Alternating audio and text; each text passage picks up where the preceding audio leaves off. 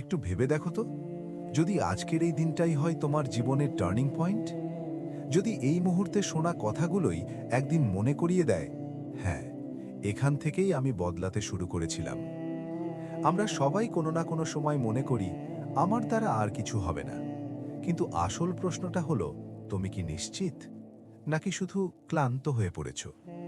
এই ভিডিওটা শেষ না করে যেও না, কারণ হয়তো এই কথাগুলোর মধ্যেই লুকিয়ে আছে তোমার পরের অধ্যায়। একজন মানুষের গল্প বলি।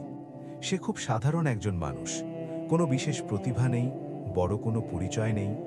প্রতিদিন সকালে উঠে মনে হতো একই দিন, একই চিন্তা, একই হতাশা। চারদিকে সবাই যেন এগিয়ে যাচ্ছে, কেউ কেরিয়ারে, কেউ জীবনে, কেউ স্বপ্নে। আর সে সে শুধু দৌড়াচ্ছে, কিন্তু জায়গায় দাঁড়িয়ে।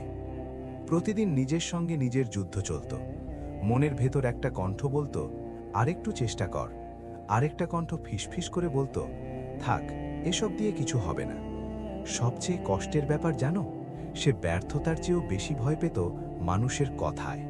তুই এটা পারবি না, তোর দ্বারা হবে না। এই কথাগুলো ধীরে ধীরে তার নিজের কণ্ঠ হয়ে যাচ্ছিল।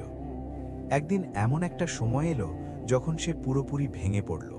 না ছিল আত্মবিশ্বাস, না ছিল ভবিষ্যৎ নিয়ে কোনো আশা। সেদিন আয়নার সামনে দাঁড়িয়ে সে নিজেকে প্রশ্ন করেছিল, আমি কি সত্যিই এতটাই অক্ষম? উত্তর আসেনি সঙ্গে সঙ্গে, কিন্তু সেই নীরবতার মধ্যেই একটা জিনিস সে বুঝতে পেরেছিল। সে এতদিন চেষ্টা করেনি নিজের জন্য, সে চেষ্টা করছিল মানুষকে প্রমাণ করতে। সেদিনই সে সিদ্ধান্ত নিল, আর না, এখন থেকে ছোট হোক বা বড়, যা করবে নিজের বিশ্বাস থেকে করবে। সে রাতারাতি বদলে যায়নি।